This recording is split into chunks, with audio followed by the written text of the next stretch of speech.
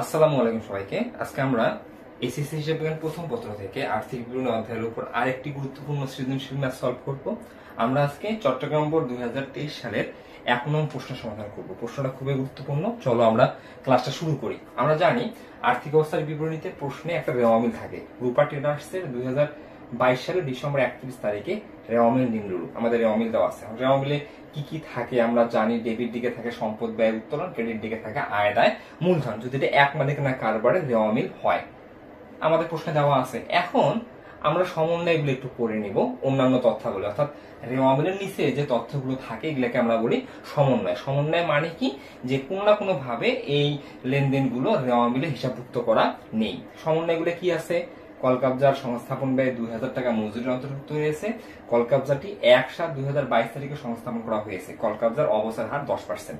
দুয়ে বলছে কমিশন অর্জিত হয়েছে কিন্তু এখনো পাওয়া যায়নি 3000 টাকা। বিলম্বিত বিজ্ঞাপনের 1/3 অবলোকন করতে হবে। এগুলো হচ্ছে আমাদের সমন্বয়। এখন কয়ে আমাকে কি বলছে সৃজনশীল প্রশ্নের? ঋণের সুদ ও বিনিয়োগের সুদ নির্ণয় করো। তাহলে চলো আমরা কটা আগে করার চেষ্টা করি। ঋণের সুদ এবং বিনিয়োগের সুদ নির্ণয় করার চেষ্টা করি। আমরা যখন ঋণের সুদ এবং বিনিয়োগের সুদ নির্ণয় করব, ঋণ এবং বিনিয়োগ এটা রেওয়া মিলে থাকবে। একটু আমরা রেওয়া মিলে গিয়ে দেখি। আমরা চলতি বছরে দেখছি যে আমাদের রেওয়া মিলে ঋণ আছে 90,000 টাকা। এই যে 90,000 টাকা ঋণ আছে, আমি দেখতেছি তারিখ আছে 1/8/2022। এই তারিখটা কি মিন করে? আমি ঋণটা কবে গ্রহণ করছি। তাহলে আমরা এই বছরে মোট ঋণ নিছি 90,000 টাকা। কত পার্সেন্ট সুদে? 10% সুদে। কবে নিছি? আমরা 8 মাসের শুরুতে। যেহেতু আমরা 8 মাসের শুরুতে নিছি, তোমরা 8 মাস থেকে ডিসেম্বর 31 তারিখ পর্যন্ত আমরা ঋণের সুদ এখানে নির্ণয় করব। কারণ যখন আমরা সুদ নির্ণয় করব, আমি যেদিন ঋণ নিব বা যেদিন বিনিয়োগ করব সেদিন থেকে হিসাবকালের শেষ পর্যন্ত। আমরা যদি দেখি আমাদের হিসাবকালের শেষ 2022 সালের ডিসেম্বর 31 তারিখে। তার মানে এখানে হিসাবকালটা হচ্ছে জানুয়ারি 1 টু ডিসেম্বর 31।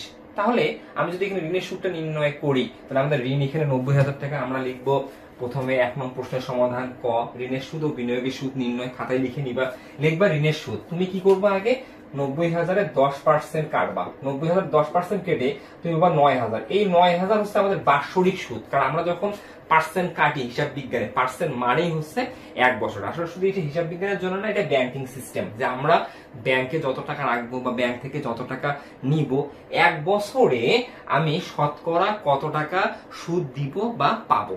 তাহলে আমরা যদি এটা দেখি, তাহলে আমি যে ব্যাংক থেকে ঋণ নিছি 90,000 টাকা, আমাকে প্রতি বছরে 100 টাকায় 10 টাকা সুদ দিতে হবে। তাহলে 90,000 জন্য বাৎসরিক সুদ কত হবে? 9,000 টাকা হবে। বাট এই 9,000 টাকা তো বাৎসরিক। আমি ঋণ নিয়েছি কবে? আমি ঋণ নিছি 1/8/2022 তারিখে। তাহলে আমরা যেদিন ঋণ নিব সেদিন থেকে ডিসেম্বর 31 তারিখ পর্যন্ত কত মাসে সুদ হয় সেটি ধরবো। তাহলে আমরা যদি দেখি 8, 9, 10, 11, 12, তাহলে আমরা দেখতেছি 5 মাস। আমি আবারও দেখো 8 থেকে শুরু করবো। কেন?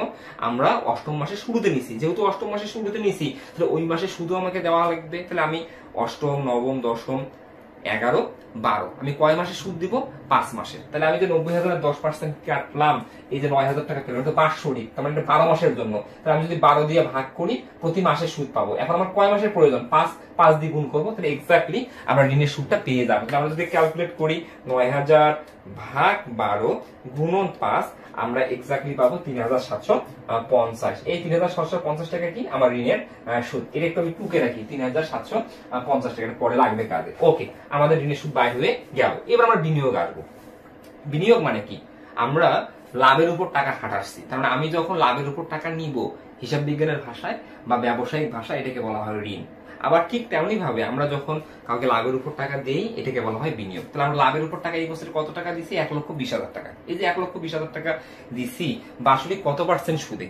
10% সুদে। তাহলে আমি আগে 1,20,000 10% কাটবো। তাহলে বিনিয়োগের সুদ লিখবো, লিখে 1,20,000 এর 10% আমরা যদি কাটি, বাৎসরিক সুদ 12,000 টাকা। তার মানে 1 বছরে আমার বিনিয়োগের সুদ হচ্ছে 12,000 টাকা পাওয়ার কথা। এখন আমি চলতি বছরে কবে বিনিয়োগ করছি? চলতি বছরে আমি 1 জানুয়ারিতে বিনিয়োগ করছি। যেহেতু চলতি বছরে আমি 1 জানুয়ারিতে বিনিয়োগ করছি, তাই পার্সেন্ট কেটে যাহা পাবো তাহাই চলতি বছরের বিনিয়োগের সুদ। তাহলে এই বছরে আমার বিনিয়োগের সুদ পাওয়ার কথা হচ্ছে 12,000 টাকা। এটাই হচ্ছে আমাদের কয়ের আনসার। আমরা কয়ে খুব সুন্দরভাবে ঋণের সুদ নির্ণয় করলাম এবং বিনিয়োগের সুদ নির্ণয় করলাম। হ্যাঁ, কয়ে আরেকটা বিষয় আছে, তোমাকে কয়ে বলতে পারতো বকেয়া বিনিয়োগের সুদের পরিমাণ কত। এখানে কয়ে বলতে পারতো বকেয়া বিনিয়োগের সুদের পরিমাণ কত। তুমি একটু লক্ষ্য করো, তুমি চলতি বছরে বিনিয়োগ সুদ বার করছো কত, 12,000 টাকা। এটা কিন্তু বাৎসরিক সুদ। এই বছরে আমি মোট 12,000 টাকা বিনিয়োগের সুদ পাবো। এটা পাবো কিভাবে? 1,20,000-এর 10%। এই যে আমি 12,000 টাকা পাবো, এখন আমরা রেওয়া মিলে দেখবো বিনিয়োগের সুদ নামে কোনো দফা আছে কিনা। রেওয়া মিলে বিনিয়োগের সুদ এবং ঋণের সুদ নামে যে দফা থাকে এটাকে বলা হয় নগদ পাঠ, নগদ অংশ। এটা খুবই গুরুত্বপূর্ণ, এটা নগদ পাঠ রেওয়া মিলে যেটা থাকবে। আমি আবারও বলতেছি, আমি যখন দেখবো রেওয়া মিলে ঋণের সুদ আছে এবং বিনিয়োগের সুদ আছে, এটা দ্বারা বুঝাবে ঋণের সুদ থাকলে আমি নগদ কত টাকা ঋণের সুদ প্রদান করছি, বিনিয়োগের সুদ থাকলে আমি নগদ কত টাকা আদায় করছি বা গ্রহণ করছি। আর আমি পার্সেন্ট কেটে যেটা পেলাম এটা কিন্তু মোট সুদ। তার মানে এই বছরে আমার ঋণের সুদ মোট দিতে হবে 3,750। এই বছরে আমি বিনিয়োগের সুদ মোট পাবো 12,000 টাকা। এই যে মোট সুদ 3,750 এবং 12,000 টাকা, এর মধ্যে নগদ অংশ কত রেওয়া মিলে থাকবে। রেওয়া মিলে নগদ অংশ যত থাকবে, আমি মোট সুদ থেকে নগদ অংশ বিয়োগ করলে আমি এক্স্যাক্টলি বকেয়াটা পাবো। তাহলে এখানে যদি আমাকে বলতো বকেয়া ঋণের বিনিয়োগের সুদের পরিমাণ কত, তাহলে আমি কি করতাম? এখানে দেখতেছি আমরা বিনিয়োগের সুদ রেওয়া মিলে ক্রেডিট দিকে আছে, কারণ এটা আমাদের আয়। কত টাকা আছে? 10,000 টাকা। তার মানে এটা কি বুঝাচ্ছে? আমি চলতি বছরে বিনিয়োগের সুদ নগদ পেয়েছি 10,000 টাকা। এখন আমার মোট বিনিয়োগের সুদ পাওয়ার কথা কত? 12,000। তাহলে আমি যদি 12,000 থেকে আমি পাইছি কত, 10,000 বিয়োগ করি, তাহলে আমি বকেয়া সুদ 2,000 টাকা পেয়ে যাবো। আর এটাও কিন্তু আমাকে কয়ে বলতে পারতো যে বকেয়া বিনিয়োগের সুদের পরিমাণ নির্ণয় করো। তাহলে আমি এটাও কিন্তু ক্লিয়ারলি বুঝালাম। তাহলে এখানে মোট বিনিয়োগের সুদ 12,000 টাকা, তার মধ্যে চলতি বছর আদায় হয়েছে কত, 10,000 টাকা। এখনো পাওয়া যায়নি কত, 2,000 টাকা। এটা চলতি সম্পদ হিসাবে এখন হিসাবের বহিতে লিপিবদ্ধ করতে হবে। তবে এটাকে আমি একবার আয় হিসাবে লিপিবদ্ধ করব এবং এটাকে আরেকবার চলতি সম্পদ হিসাবে লিপিবদ্ধ করব। ওকে, আমাদের ক শেষ। তাহলে আমরা খ আয় বিবরণী নির্ণয়ের লক্ষ্যে একটা ছক করলাম, কারণ আমাকে বলছে সমাপ্ত বছরের রূপা ট্রেডার্সের নির্লাভ বা ক্ষতির পরিমাণ নির্ণয় করো। আমরা নির্লাভ বা ক্ষতির পরিমাণ আয় বিবরণী প্রস্তুত করার মাধ্যমে নির্ণয় করে থাকি। তাহলে আমাকে যে রূপা ট্রেডার্সের নির্লাভ বা ক্ষতির পরিমাণ নির্ণয় করতে যে বললো, তাহলে আমাকে তো আয় বিবরণী প্রস্তুত করতে হবে। আমি যে আয় বিবরণী প্রস্তুত করব, আমরা এখন দেখবো যে আয় বিবরণী প্রস্তুত করার লক্ষ্যে এটা পণ্যের প্রতিষ্ঠান আর সেবামূলক প্রতিষ্ঠান। আমরা দেখতেছি আমাদের প্রশ্নে সমাপনী মজুত পণ্য আছে। এই যে পণ্য আছে, পণ্য থাকার কারণে এটি হচ্ছে আমাদের পণ্যের প্রতিষ্ঠান। হ্যাঁ, এখন পণ্যের প্রতিষ্ঠানে আমরা যখন আয় বিবরণী প্রস্তুত করি, আমরা আয় বিবরণীতে 5টা ধাপে আয় বিবরণী সম্পন্ন করি। প্রথম ধাপে আমরা পরিচালন আয় লিখি, তারপরে সেখান থেকে বাদ দেই বিক্রিত পণ্যের ব্যয়। পরিচালন আয় থেকে বিক্রিত পণ্যের ব্যয় বিয়োগ করে আমরা মোট লাভ পাই। সেখান থেকে আমরা পরিচালন ব্যয় বিয়োগ করি, নিট পরিচালন লাভ পাই। তার সাথে অপরিচালন আয় যোগ করি, অপরিচালন ব্যয় বিয়োগ করি। তাহলে আমরা পাই নিট লাভ বা নিট ক্ষতি। এখন তুমি একটু প্রশ্নটায় ভালোভাবে লক্ষ্য করো, দেওয়ামিটা ভালোভাবে দেখো। তোমার প্রশ্নে কিন্তু মোট লাভ দেওয়া আছে। তার মানে কি? তোমার এখানে 2টা ধাপ সম্পূর্ণ করা আছে। তার মানে পরিচালন আয় অর্থাৎ বিক্রয় থেকে বিক্রিত পণ্যের ব্যয় বাদ দিয়ে এখানে আমার রেওয়া মিলে মোট লাভ দেওয়া আছে 40,000 টাকা। তার মানে তোমার অলরেডি 2টা ধাপ এখানে করে দেওয়া আছে। তাই আমি এই মোট লাভ থেকেই নিট লাভ নির্ণয় করব। আমরা আয় বিবরণীতে প্রথমে দেখবো মোট লাভ, রেওয়া মিলে কত পেয়েছি আমরা, 40,000 টাকা। এই মোট লাভ আমরা বাইর করছি কিভাবে? পরিচালন আয় অর্থাৎ বিক্রয় থেকে বিক্রিত পণ্যের ব্যয় বিয়োগ করি। ওকে, এখন আমরা একটু সমন্বয়গুলো দেখে নিব। সমন্বয়গুলো আমরা একটু চলে যাই। সমন্বয়ে আমরা একটা সমন্বয় দেখতেছি, 1 নম্বর সমন্বয়। কলকাবজার সংস্থাপন ব্যয় 2,000 টাকা মজুরির অন্তর্ভুক্ত রয়েছে। এই জিনিসটা খুবই গুরুত্বপূর্ণ। এই অঙ্কের এই জায়গায় একটু ব্যতিক্রম আছে, দেখো একটু ভালোভাবে। কলকাবজার সংস্থাপন ব্যয় 2,000 টাকা মজুরির অন্তর্ভুক্ত আছে। তাহলে এই যে সংস্থাপন, তোমার কলকাতার সংস্থাপন ব্যয় যে 2,000 টাকা আছে, এটা কি মিন করে? যে আমরা আমাদের প্রতিষ্ঠানে একটা কলকাবজা বা মেশিন ক্রয় করছি। এই মেশিন ক্রয় করার পর বসানোর জন্য, প্রতিষ্ঠানে বসানোর জন্য বা সেট করার জন্য যে ব্যয়টা হয়েছে সেটাকে বলা হয় সংস্থাপন ব্যয়। এই সংস্থাপন ব্যয়টা কি? মূলধন জাতীয় ব্যয়।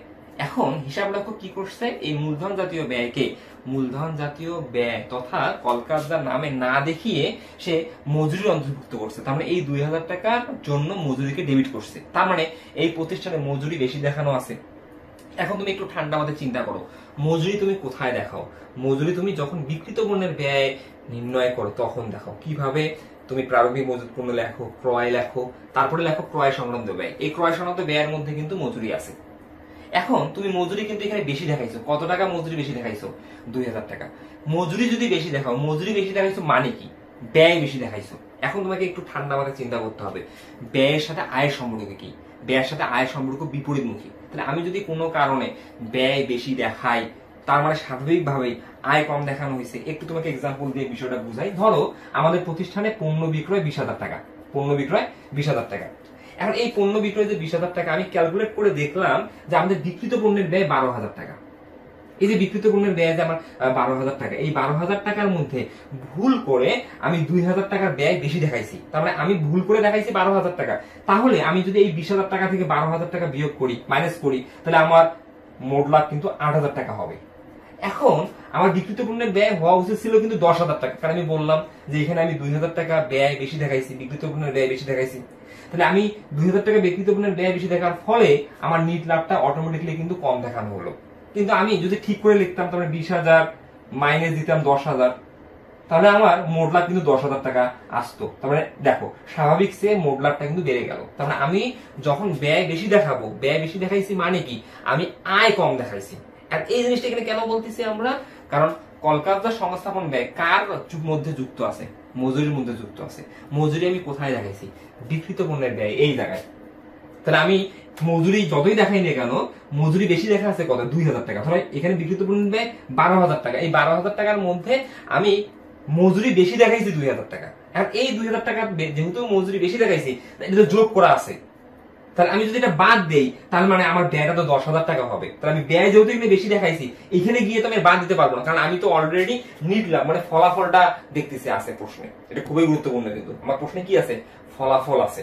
যেহেতু আমার প্রশ্নে ফলাফল আছে, তার মানে এই ফলাফলটা আছে। তাহলে আমি 20,000 টাকা থেকে 12,000 টাকা বিয়োগ করে ফলাফল কত হয়েছে, 8,000 টাকা।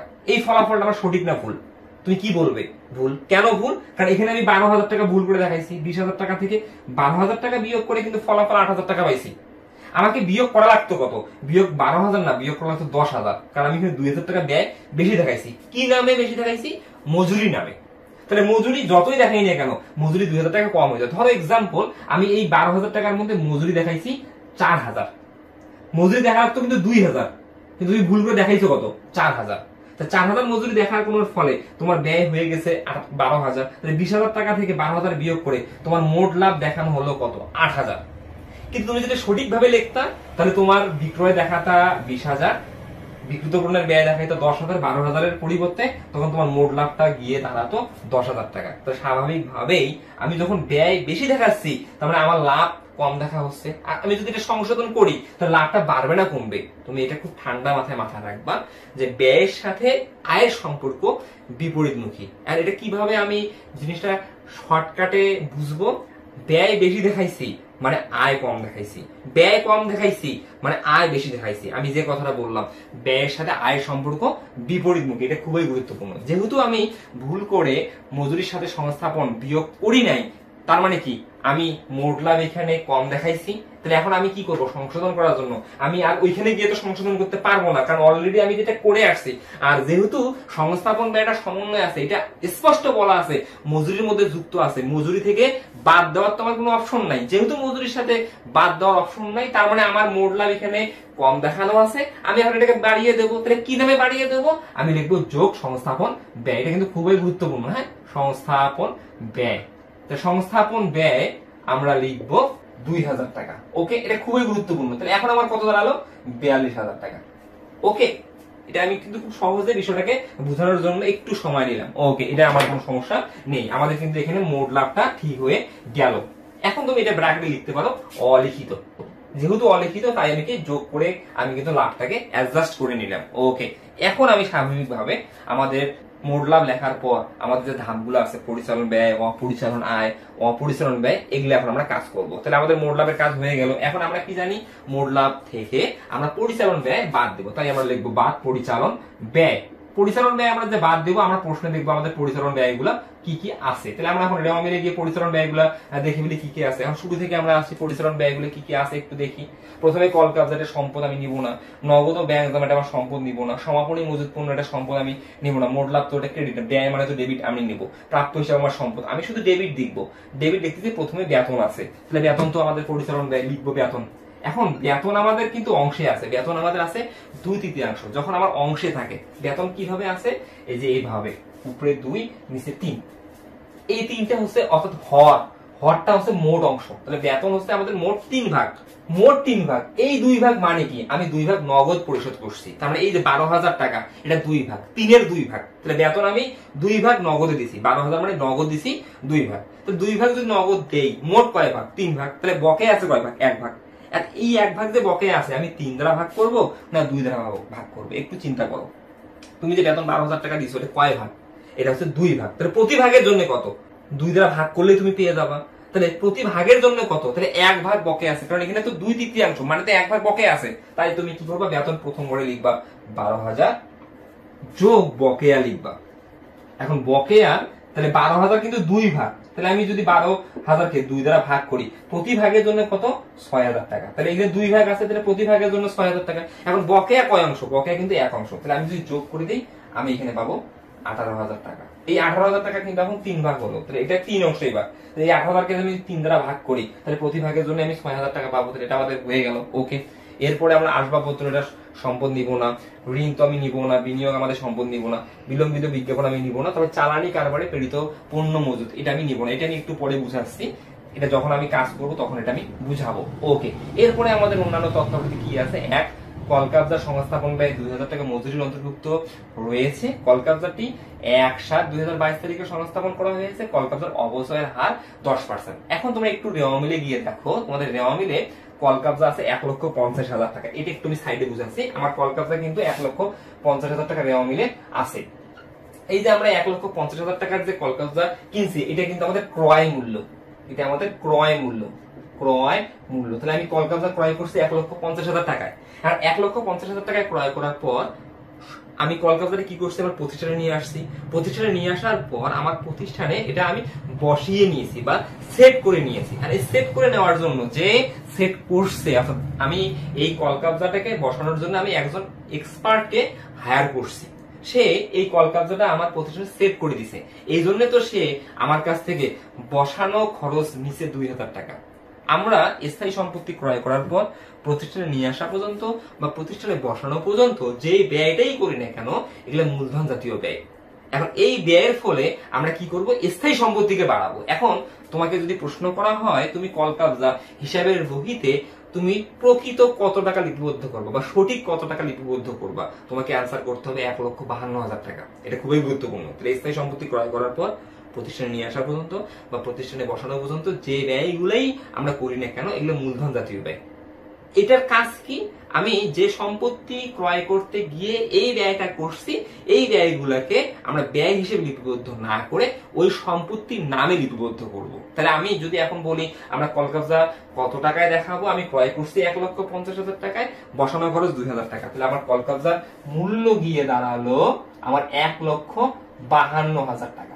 এখন প্রশ্ন, এই যে আমি 1,52,000 টাকা যে কলকাতা ব্যয় করলাম, এটা কবে সংস্থাপন করছি, আমি সংস্থাপন করছি 1/7/2022 তারিখে। এখন একটু তুমি নিজে চিন্তা করো, তুমি যেদিন কলকাবজা ক্রয় করবা, তুমি তো সেদিনে তোমার প্রতিষ্ঠানে কলকাবজাটা বসিয়ে নিবা, কারণ তুমি কলকাবজা কি শখ করে কিনবা, কখনোই না। তোমার প্রতিষ্ঠানের প্রয়োজন বিধায় তুমি কলকাবজা কিনবা। তাহলে তোমাকে বুঝে নিতে হবে এই যে আমাদের বসানো তারিখটা যে আছে, সংস্থাপন যে তারিখটা আছে, এটাই হচ্ছে ওই কলকাবজার ক্রয়ের তারিখ। তাহলে আমি কলকাবজাটা কবে ক্রয় করছি, 1/7/2022 তারিখে। এখন কলকাতার অবচয়ের হার কত, তাহলে 1,52,000-এর 10%, তাহলে 1,52,000-এর যদি 10% কাটি আমি পাবো 15,200, এটা বাৎসরিক। তাহলে এক বছরে আমার অবচয় হচ্ছে 15,200। কিন্তু এইখানে আমি কি 1 বছর অবচয় নিব না, 1 বছর অবচয় নেওয়া যাবে না, কারণ কলকাতাটা আমি কত তারিখে সংস্থাপন করছি, 1 জুলাই। তাহলে যেদিন সংস্থাপন করছি সেদিন থেকে ডিসেম্বর 31 তারিখ পর্যন্ত আমি 6 মাসের অপচয় ধরবো। তাহলে আমি এটাকে অর্ধেকে কনভার্ট করবো, কারণ এটা 12 মাসের জন্য 15,200, তাহলে 15,200 ভাগ আমি যদি 2 দিই তাহলে অর্ধেক আসে যাবে 7,600। তাহলে এটাই লিখবো আমি কলকাতার অবচয়। শুধু আমি লিখলাম অবচয়, ব্যাস দিয়ে তুমি কলকাবজা লিখতে পারো বা কলকাবজার অবচয় লিখতে পারো। তাহলে তুমি কত পেলা, 7,600 টাকা। কিভাবে পেলা, তুমি আগে 1,50,000-এর সাথে 2,000 যোগ করলা, তার উপর 10% কাটলা, তুমি বাৎসরিক পেলা 15,200। এই 15,200 হচ্ছে 12 মাসের জন্য, 12 দিয়ে ভাগ করবা, 6 দিয়ে গুণ করবা, দেন তুমি 7,600 টাকা পাবা। তার মানে আমাদের অবচয়টা লেখা হয়ে গেল। সমন্বয় 1 শেষ। এখন সমন্বয় 2, এটা তো আয় আসবে না। 3, বিলম্বিত বিজ্ঞাপনের 1/3 অবলোকন করতে হবে। একটু নাম মিলে দেখো, তোমার বিলম্বিত বিজ্ঞাপন দেওয়া আছে, এই বিলম্বিত বিজ্ঞাপন 36,000 টাকা। আমরা যখন ম্যাথগুলো করতেছি আমরা দেখতেছি যখন রেওয়া মিলে বিজ্ঞাপন খরচ থাকতেছে, বিজ্ঞাপন খরচ মানে আমরা চলতি বছরে বিজ্ঞাপন খরচ এত টাকা দেখিয়েছি, কিন্তু পরবর্তীতে সিদ্ধান্ত অনুযায়ী ওই বিজ্ঞাপন খরচের একটা অংশ পরবর্তী বছরের জন্য বিলম্বিত করি, মানে দেরিতে খরচ করি, তখন আমরা ব্যয় কমাই, চলতি সম্পদ বাড়াই। ঠিক তেমনি ভাবে সেটার উল্টাটাও আমাদের হতে পারে। আমাদের নেওয়া বলে বিলম্বিত বিজ্ঞাপন আছে, বিলম্বিত বিজ্ঞাপন মানে অলিক সম্পদ। আর এই বিলম্বিত বিজ্ঞাপন যে 36,000 টাকা আছে, এই বিলম্বিত বিজ্ঞাপনের চলতি বছরে অবলোপন করতে বলছে 3/1 তাহলে বিলম্বিত বিজ্ঞাপনের যখন 3/1 অবলোপন করব, তাহলে ওটা অলিক সম্পদ, তাহলে সম্পদের অবলোপন মানে আমার ওই সম্পদটা হ্রাস পাচ্ছে, মানে ব্যয় রূপান্তরিত হচ্ছে। তাই আমি এখন এটাকে কি করব, বিজ্ঞাপন খরচ নামে হিসাবের বইতে রেকর্ড করব, বা আমরা লিখবো বিলম্বিত বিজ্ঞাপনের অবলোপন, এই নামেও লিখলেও আমাদের হবে। তাহলে আমরা লিখলাম বিজ্ঞাপন খরচ। এখন বিজ্ঞাপন খরচ নামে তুমি লিখতে পারো, বা বিলম্বিত বিজ্ঞাপন অবলোপন এই নামেও তুমি লিখতে পারো। তাহলে 36,000 কত অংশ তুমি অবলোপন করবা, 36,000 হ্যাঁ গুণন উপরে 1 নিচে 3, কারণ 1/3, তার মানে 36,000কে 3 দিয়ে ভাগ করে 1 অংশ নিবে। তাহলে কত টাকা পাবা তুমি, 12,000 টাকা। এই 12,000 টাকা তোমার হচ্ছে পরিচালন ব্যয়। ওকে, আমাদের এটাও হয়ে গেল। তাহলে আমাদের এই অঙ্কে আর কি কোনো পরিচালন ব্যয় আছে? আমরা কিন্তু আর দেখছি আর নেই। যেহেতু আমাদের নেই, তাই আমরা এখন এটা যোগ করে দেব। এখন যদি যোগ করে দেই, আমরা যোগফলটা কত পাচ্ছি একটু দেখি। তাহলে 18,000, 12,000, 30,000, 37,600 টাকা পাচ্ছি। এই 37,600 আমরা কি পেলাম, পরিচালন ব্যয়। এখন আমি কি করব, এই 42,000 টাকা থেকে 37,600 বিয়োগ করব। তাহলে 42,000 মাইনাস 37,600 আমি যদি বিয়োগ করি, আমরা বিয়োগফল পাবো 4,400। এই 4,400 কে আমরা বলবো নিট পরিচালন লাভ। তাহলে নিট পরিচালন লাভ আমার কত বের হলো, 4,400। এটা 3 নম্বর ধাপ করার পর। এখন আমরা 4 নম্বর ধাপে যাবো, অপরিচালন আয়। এখানে আমাদের অপরিচালন আয় আছে, তাই লিখবো যোগ অপরিচালন আয়। যোগ অপরিচালন আয় লিখে আমরা নেওয়া মিলে দেখতেছি আমাদের অপরিচালন আয় হিসাবে প্রথমে বিনিয়োগ আছে, বিনিয়োগের সুদ আছে, বিনিয়োগ তো না, বিনিয়োগের সুদ। এই দেখো বিনিয়োগের সুদ 10,000 টাকা। আমি লিখবো বিনিয়োগের সুদ, বিনিয়োগের সুদ লিখবো কত, 10,000 টাকা। এখন তুমি কটা একটু চিন্তা করো, তুমি চলতি বছরে কিন্তু বিনিয়োগের সুদ বের করছিলে 12,000 টাকা। 12,000-এর মধ্যে নগদ অংশ কত, 10,000 টাকা। তাহলে মোট বিনিয়োগের সুদ পাওয়ার কথা 12,000, তার মধ্যে পাইছি কত, 10,000। তাহলে বকেয়া আছে কত, 2,000। তাহলে আমাকে লিখতে হবে যোগ বকেয়া। লেখার সিস্টেম হচ্ছে এটা, 2,000। তাহলে আমার পার্সেন্টটা মিলে যাবে। তা আমি কাটছিলাম কত, 12,000। এইটাই হচ্ছে আমাদের চলতি বছরে বিনিয়োগের সুদ বাবদ মোট আয়। এখন আরেকটা আমাদের রেওয়া মিলে বিনিয়োগের সুদ তো আমি রেওয়া মিল থেকে নিলাম এবং সমন্বয় থেকে নিলাম। আরেকটা আমাদের অপরিচালন আয় আছে, সেটা সমন্বয় নাম্বার 2-এ কমিশন অর্জিত হয়েছে কিন্তু এখনো পাওয়া যায়নি 3,000 টাকা। আয় যেমন আমি সেবা দেওয়ার মাধ্যমে নগদে আয় রূপান্তরিত হতে পারে, আবার আমি বাকিতে সেবা দিলেও কিন্তু এটা চলতি বছরে আয় হতে পারে। আয়ে কিন্তু দুইটা পার্ট থাকে, নগদ অংশ, বাকিতে অংশ, বা আমি বাকিতে সেবা দিচ্ছি, এটাও কিন্তু আমার আয়। তাহলে এখানে কি হয়েছে, কমিশন অর্জিত হয়েছে কিন্তু এখনো পাওয়া যায়নি। তার মানে কি, এখানে আমি কাউকে কোনো কাজ করে দিছি, তার জন্য আমার একটা কমিশন অর্জিত হয়েছে, তার মানে আমার কমিশন নামে আয় সৃষ্টি হয়েছে, কিন্তু কমিশনের টাকাটা এখন আমি পাই নাই। তার মানে এখানে আয়টা বকেয়া আছে। তাহলে কোনো আয় যদি বকেয়া থাকে, একদিকে ওটা আয় হিসেবে দেখাতে হয়, আরেক দিকে এটাকে চলতি সম্পদ হিসেবে দেখাতে হয়। কারণ আমরা যদি সমন্বয়ের কাজ 2 বা ততোধিক বার, এটা সমন্বয় যাবে দেখি। আমার কোনো আয় যদি বকেয়া থাকে, এটা সমন্বয় যাবে দেখি। এটার সমন্বয় যাওয়া হচ্ছে, একদিকে চলতি সম্পদ বাড়বে, বকেয়া কমিশন, প্রাপ্য কমিশন হিসাব ডেবিট, বকেয়া লেখার দরকার নাই, প্রাপ্য কমিশন হিসাব ডেবিট, কমিশন আয় হিসাব ক্রেডিট। তার মানে একদিকে তোমার সম্পদ বাড়তেছে, একদিকে তোমার আয় বাড়তেছে। তাহলে তোমাকে এখন লিখতে হবে কমিশন আয়। কমিশন তুমি কত টাকা লিখবা, 3,000 টাকা লিখবা। এখানে তোমার আর কোনো আয় নেই, তাহলে তুমি এখন যদি লেখো, তাহলে এখানে তুমি কত পাবা, 15,000 টাকা পাবা। ওকে, এখন তুমি যোগের তারিখ দিবা। এখন এই টাকার সাথে এই টাকা যোগ করবা, যোগ করে তুমি কত পাবা, 19,400 টাকা। জায়গা না থাকার কারণে একটু উপরে লিখবো 19,400 টাকা। ওকে, এখন এখান থেকে আমরা কি করব, বাদ অপরিচালন ব্যয় বিয়োগ করব। এখন আমার প্রশ্ন অপরিচালন ব্যয় কি আছে, আমার প্রশ্নে অপরিচালন ব্যয় একটা আছে। আমরা এই যে কয় ঋণের সুদ কাটলাম, সেই ঋণের সুদ আমরা লিখবো ঋণের সুদ। ঋণের সুদ আমরা কত কাটছিলাম, 3,750 টাকা কাটছিলাম, এই লিখবো 3,750। তাহলে আমাদের অপরিচালন ব্যয় একটা এখানে আছে, সেটা ঋণের সুদ। আমি চলতি বছরের ঋণের সুদ কত কাটছিলাম, 3,750 টাকা কাটছিলাম। কয়ে আমরা কাটছি, তাহলে এখন আমরা কি করব, 19,400 টাকা থেকে আমরা 3,750 বিয়োগ করবো। তাহলে 19,400 মাইনাস 3,750। আমি যদি বিয়োগ করি আমরা পাবো 15,650। আমি ক্লোজ করে দেবো, লিখবো অতএব নিট লাভ। এটাই হচ্ছে আমাদের ম্যাথ। ওকে, আমরা ক্ষয়ে কিন্তু নিট লাভের পরিমাণ নির্ণয় করলাম। তাহলে এই অঙ্কটার মূল বিষয়টা কি? এখানে খুব গুরুত্বপূর্ণ একটা সমন্বয় ছিল। সমন্বয়ের নাম্বার হচ্ছে 1। কেন গুরুত্বপূর্ণ? যদি আমাকে পুরো ম্যাথ করতে বলতো তাহলে কিন্তু আমরা সমস্যার সম্মুখীন হতাম না, কারণ আমি মজুরি থেকে সংস্থাপন ব্যয় 2,000 টাকা বিয়োগ করতাম।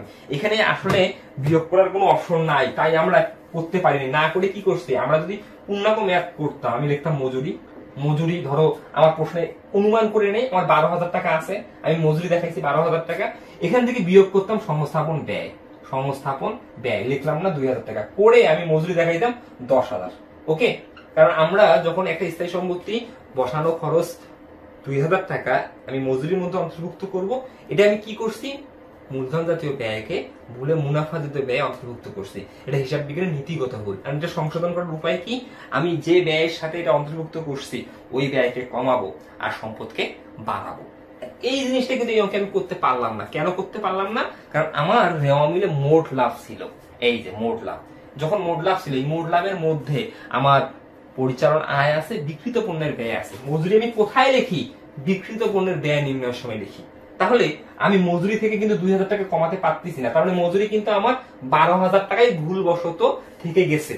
তাহলে মজুরি কত টাকা বেশি দেখা হয়েছে? 2,000 টাকা। যেহেতু মজুরি বেশি দেখা হয়েছে, ব্যয় বেশি দেখা হয়েছে, ব্যয় তুমি যদি বেশি দেখাও, তুমি যত ব্যয় বেশি দেখাবা ভুল করে, তাহলে তোমার লাভ তো কমে যাবে। ব্যয়ের সাথে আয় সম্পর্ক কি? বিপরীতমুখী। এটা খুবই গুরুত্বপূর্ণ। ওকে, তোমরা ভালোভাবে এটা লক্ষ্য করবা। ওকে, এখন আমরা চলে আসবো গয়ে। তাহলে এখন আমরা গয়ের সমাধান করবো। গয়ে কি বলছে দেখো, 31 ডিসেম্বর 2022 তারিখে রূপা টেরাসের মোট সম্পদের পরিমাণ নির্ণয় করো। তাহলে তোমাকে মোট সম্পদের পরিমাণ নির্ণয় করতে বলছে কবে?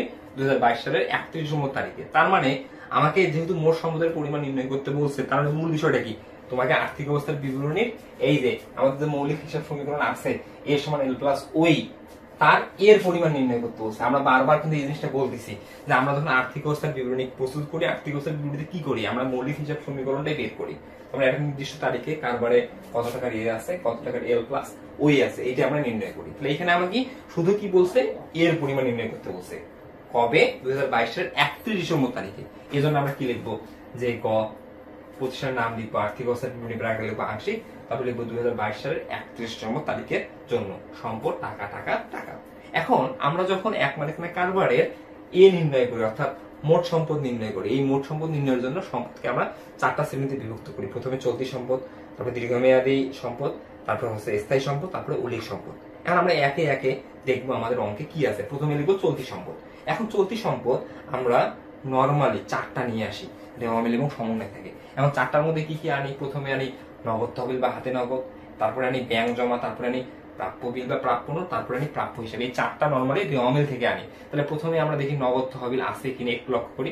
নগদ তহবিল ও ব্যাংক জমা এবার একসাথে আছে, এটা 40,000 টাকা। তাহলে আমরা লিখবো নগদ ও ব্যাংক জমা।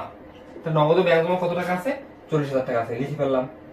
যদি একসাথে হয়ে গেল, এই অঙ্কে আমাদের প্রাপ্য বিল বা প্রাপ্য নোট নাই, লিখলাম না। এই অঙ্কে আমাদের প্রাপ্য হিসাব আছে, প্রাপ্য হিসাবে আমরা কোনো কাজ করিনি, তাহলে লিখবো প্রাপ্য হিসাব।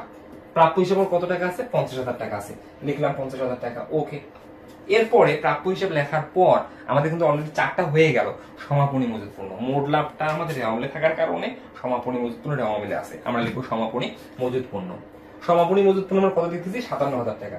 নরমালি সমাপনী মজুত পণ্য আমাদের কিন্তু সমন্বয় থাকে, কারণ আমরা নরমালি এখানে যা আয় বিবরণী করতেছি রেওয়ামিল থেকে এক মালিকানা কারবারের, আমরা যখন এই প্রতিষ্ঠানের পণ্য সংক্রান্ত লেনদেনগুলো লিপিবদ্ধ করতেছি আমরা কালান্তিক মজুত পদ্ধতি ফলো করি। কালান্তিক মজুত পদ্ধতিতে আমরা যখন পণ্য ক্রয় করি, পণ্য ক্রয়কে ক্রয় হিসাব নামক ব্যয় হিসেবে হিসাবের ভিতরে রেকর্ড করি, তখন আমরা সমাপনী মজুত পণ্যের জন্য কোনো খতিয়ান প্রস্তুত করি না। এটা তোমরা যখন অ্যাডভান্স লেভেলে যাবা এই জিনিসগুলো তোমরা শিখতে পারবা। আমি আসলে এটা ডিটেইল আলোচনা করতে চাচ্ছি না। এখন সমাপনী মজুত পণ্য আছে, আমরা লিখে ফেললাম। সমাপনী মজুত পণ্যের পর আমরা প্রশ্নে দেখবো সেটা অমিল হোক আর সমন্বয় হোক আমাদের অগ্রিম ব্যয় আছে কিনা। আমরা দেখছি কোনো ব্যয় অগ্রিম নেই, বাতিল। তারপরে আমরা দেখবো অগ্রিম ব্যয়ের পর কোনো আয় বকেয়া আছে কিনা। এখানে বকেয়া আয় আছে, 2টা আয় বকেয়া আছে। একটা আমাদের আছে বকেয়া বিনিয়োগের সুদ, আমরা লিখবো প্রাপ্য বিনিয়োগের সুদ। হ্যাঁ, বকেয়া বা প্রাপ্য বিনিয়োগের সুদ। বিনিয়োগের সুদ, আমি শর্টকাটে লিখলাম প্রাপ্য বিনিয়োগের সুদ। এই বছরে আমাদের কত টাকা বিনিয়োগ সুদ বকেয়া আছে? আমাদের টোটাল বিনিয়োগের সুদ পাওয়ার কথা ছিল 12,000, তারপরে পাইছি কত? 10,000, তাহলে বকেয়া আছে 2,000, লিখে ফেললাম। তারপরে সমন্বয় থেকে আসবে প্রাপ্য কমিশন, কারণ আমার কমিশন অর্জিত হয়েছে কিন্তু এই বছর পাওয়া যায়নি, সমন্বয় আছে প্রাপ্য কমিশন। কত টাকা আছে? প্রাপ্য কমিশন সমন্বয়ে গেলে আমি বুঝতে পারবো, সমন্বয়ে যাই আমরা একটু গেলেই বোঝা যাবে প্রাপ্য কমিশন। এই দেখো প্রাপ্য কমিশন আছে 3,000 টাকা, আমি দেখবো প্রাপ্য কমিশন 3,000 টাকা। ওকে, এখন এরপরে আমরা দেখবো সমাপনী সাপ্লাইজ বা সমাপনী মণিহারি আছে কিনা। এই অঙ্কে সমাপনী সাপ্লাইজ বা সমাপনী মণিহারি নাই, কিন্তু এখানে রেয়ার আইটেম হিসেবে একটা চলতি সম্পদ আছে, সেটা হচ্ছে চালানি কারবারে প্রেরিত পণ্য মজুদ। এখন আমাকে বুঝতে হবে প্রথমে চালানি কারবার কি। চালানি কারবার মানে ধরো তুমি একটা লোকাল জায়গায় ব্যবসা করতেছো, তোমার ওই লোকাল জায়গায় ব্যবসায় গুডিল অনেক বৃদ্ধি পাইছে, তার মানে তুমি এখন প্রতিষ্ঠিত ব্যবসায়ী হয়ে গেছো। এখন তুমি চাচ্ছ তুমি বিভিন্ন জায়গায় তোমার কারবারটা ছড়িয়ে দিবে। এখন তুমি কি বিভিন্ন জায়গায় শাখা খুলবে? না, তুমি বিভিন্ন জায়গায় শাখা খুলবে না, তোমার ওই এবিলিটি এখনো হয়নি। তখন তুমি কি করতে চাচ্ছ? যে তুমি বিভিন্ন জায়গায় প্রতিনিধির মাধ্যমে পণ্য বিক্রি করবে। এই যে তুমি বিভিন্ন এলাকায় প্রতিনিধির মাধ্যমে যে পণ্য বিক্রি করবে তাকেই বলা হয় চালানি কারবার, মানে ভাসমান কারবার। ওকে, খুব সহজে আমি তোমাকে একটু বোঝানোর চেষ্টা করলাম। চালানি কারবার মানে কি? প্রতিনিধির মাধ্যমে যে পণ্য বিক্রয় করা হয় তাকে চালানি কারবার বলে। এখন চালানি কারবারে কি করা হয়? আগে তোমার প্রতিষ্ঠান থেকে একটা পণ্য বিক্রয়ের উদ্দেশ্যে তার নিকট প্রেরণ করা হয়। এখন তুমি যত টাকারই পণ্য প্রেরণ করো না কেন, যতক্ষণ পর্যন্ত তোমার প্রতিনিধি তোমাকে সংবাদ দিবে না যে পণ্য বিক্রয় হয়েছে, ততক্ষণ তোমাকে বুঝতে হবে যে চালানি কারবারে প্রেরিত পণ্য সমাপনী মজুদ পণ্যের মতো অবিকৃত অবস্থায় আছে। এখন তোমার এখানে স্পষ্ট বলা আছে চালানি কারবারে প্রেরিত পণ্য মজুদ 15,000 টাকা। তার মানে এই যে 15,000 টাকার মজুদ আছে তোমার দোকানে নাই, তোমার প্রতিনিধির কাছে আছে। তোমার প্রতিনিধির কাছে তোমার পণ্য মজুদ আছে 15,000 টাকা, এটা এখনো বিক্রয় হয়নি। তো এই যে চালানি কারবারে প্রেরিত পণ্য মজুদ যে 15,000 টাকা আছে, তো সমাপনী মজুদ পণ্যর ন্যায় এটা চলতি সম্পদ, তাই তুমি লিখবা চালানি কারবারের পণ্য মজুদ। ওকে, চালানি কারবারের মজুদ সংক্ষেপে লিখলাম 15,000 টাকা। ওকে, এখন আমাদের প্রশ্নে কি আর কোনো চলতি সম্পদ আছে? আমরা একটু আরেকবার চেক করে নেই। আমরা যদি দেখি ভালোভাবে, তাহলে আমরা দেখতেছি আমাদের আর কোনো চলতি সম্পদ নেই। তাহলে যেহেতু আর কোনো চলতি সম্পদ নেই, তাহলে আর কোনো ঝামেলাও আমাদের নেই। এখন আমরা কি করবো? এই চলতি সম্পদগুলোকে যোগ করে দেবো। আমরা যদি যোগ করে দিই চলতি সম্পদগুলোকে, আমরা যোগফল কত পাবো? আমরা দেখতেছি এখানে 90,000 টাকা যোগ 57,000 টাকা যোগ আমার 5,000, 20,000 টাকা। ওকে, আমি যদি একবারই যোগ করে দিই, আমি পাচ্ছি এখানে 1,67,000 টাকা। এই 1,67,000 টাকা আমাদের চলতি সম্পদ। চলতি সম্পদ লেখা শেষ। আর এই অঙ্কে কিন্তু আমাদের দীর্ঘমেয়াদী সম্পদ আছে, তাই আমি শিরোনাম লিখবো দীর্ঘমেয়াদী সম্পদ, মানে বিনিয়োগ। তাহলে দীর্ঘমেয়াদী সম্পদ আমি লিখলাম নিচে বিনিয়োগ। আমরা বিনিয়োগ কত টাকা দেখতেছি? আমরা এই চলতি বছরে কত টাকা বিনিয়োগ করছি? আমরা চলতি বছরে বিনিয়োগ করছি 1,20,000 টাকা। তাহলে আমরা একদম তৃতীয় করে দেবো 1,20,000 টাকা। এটা কিন্তু আমাদের দীর্ঘমেয়াদী সম্পদ। ওকে, এরপরে আমরা লিখবো স্থায়ী সম্পদ। আর স্থায়ী সম্পদ হিসেবে আমরা দেখতেছি কি আছে? আমরা স্থায়ী সম্পদ হিসেবে শুধু একটা সম্পদ দেখতেছি, আসবাবপত্র, এবং আরো দেখতেছি কলকাবজা। দেখো কলকাবজা আছে 1,50,000 টাকা, তার নিচে আসবাবপত্র আছে 20,000 টাকা। তাহলে আমাদের এখানে স্থায়ী সম্পদ কিন্তু দুটো আছে, কলকাবজা এবং আসবাবপত্র। তাহলে আমি প্রথমে লিখবো কলকাবজা স্থায়ী সম্পদ হিসেবে, আমি লিখবো স্থায়ী সম্পদ। স্থায়ী সম্পদ শিরোনাম লিখে আমি আন্ডারলাইন করব। প্রথমেই লিখবো আমি কলকবজা। হ্যাঁ, কলকবজা। কলকবজা আমি কত দেখতেছি? আমাদের রেওয়ামিল অনুযায়ী 1,50,000 টাকা। রেওয়ামিল অনুযায়ী 1,50,000 টাকা সমন্বয়ে সংস্থাপন ব্যয় আছে। আমি কি বলছি? স্থায়ী সম্পত্তি ক্রয় করার পর প্রতিষ্ঠানে নিয়ে আসা পর্যন্ত বা প্রতিষ্ঠানে বসানো পর্যন্ত মাঝখানে যে ব্যয়গুলোই করি না কেন, এগুলো মূলধন জাতীয় ব্যয়। এগুলাকে কিভাবে হিসাবের বইতে রেকর্ড করতে হবে? ওই সম্পত্তির নামে অথবা ওই সম্পত্তির সাথে যোগ করে আমাকে রেকর্ড করতে হবে। লিখতে হবে যোগ সংস্থাপন ব্যয়। সংস্থাপন ব্যয় তোমরা লিখে নিও কত টাকা? 2,000 টাকা। এখন যদি যোগ করি আমরা পাবো কত? 1,52,000 টাকা। এই 1,52,000 টাকা থেকে মাইনাস করবো পুঞ্জীভূত অবস্থায়। পুঞ্জীভূত অবস্থায় কত টাকা বিয়োগ করবো? 7,600। এখন আমি 1,52,000 টাকা থেকে যদি 7,600 বিয়োগ করি, 1,52,000 মাইনাস 7,600, আমি পাবো 1,44,400। ওকে, এই 1,44,400। এখন আমরা লিখবো আসবাবপত্র। তাহলে আসবাবপত্র আমার কত টাকা আছে? আসবাবপত্র আছে 20,000 টাকা। ওকে, এখন আমাদের আর এই রেওয়া মিলে আর কোন স্থায়ী সম্পদ নেই। এখন আমি যোগের দাঁড়িয়ে দেবো। আমি যদি যোগের দাঁড়িয়ে দেই 1,44,400 আর 20,000, আমি যোগ করলে পাবো 1,64,400 400। তাহলে আমাদের স্থায়ী সম্পদ লেখা হয়ে গেল। এর বাইরে আরেকটা সম্পদ আছে, সেটা অলিক সম্পদ। আমি একটু মিশালাম অলিক সম্পদ লেখার জন্য, এখানে আমি একটু মিশালাম। আমি লিখবো এখন অলিক সম্পদ। অলিক সম্পদ লেখার পর অলিক সম্পদ হিসেবে এখানে বিলম্বিত বিজ্ঞাপন আছে। বিলম্বিত বিজ্ঞাপন কত ছিল? 36,000 টাকা। এই 36,000 টাকার মধ্যে চলতি বছরে অবলোকন কত হয়েছে? 12,000 টাকা। তাহলে 36,000 থেকে আমি যদি 12,000 টাকা বিয়োগ করি, এখনো আমার বিলম্বিত হচ্ছে 24,000 টাকা। এটা হচ্ছে আমার অলিক সম্পদ হিসাবে আমাদের সম্পদ। তাহলে আমাদের ইন টোটাল 4টা সম্পদ হয়ে গেল। এই দেখো, এটা হচ্ছে আমাদের চলতি সম্পদ, এটা হচ্ছে আমাদের দীর্ঘমেয়াদী সম্পদ, এটা হচ্ছে আমাদের স্থায়ী সম্পদ, এটা হচ্ছে আমাদের অলিক সম্পদ। তাহলে 4 নম্বর হিসেবে অলিক সম্পদ। আমি আসলে 4 নম্বর উপরে লিখছি, তুমি 24,000 নিচে আন্ডারলাইন করে দেবে। এখন তোমরা যোগ করবা, যোগ করলে তুমি কিন্তু এর মান অর্থাৎ মোট সম্পদ পেয়ে যাবে। এখন যোগ করি আমরা, 1,67,000 যোগ 1,20,000 যোগ 1,64,400, হ্যাঁ 1,64,400, 24,000। আমি যোগ করলে এখন পাবো 4,75,400 টাকা। এটাই হচ্ছে আমাদের কারবারে মোট সম্পদ। ওকে, তাহলে আমরা খুব সুন্দরভাবে চট্টগ্রাম বোর্ড 2023 সালের 1 নং প্রশ্ন সমাধান করলাম। ওকে, আজকে এই পর্যন্ত। তোমরা ভালো থাকবে, সুস্থ থাকবে। আল্লাহ হাফেজ, আসসালামু আলাইকুম।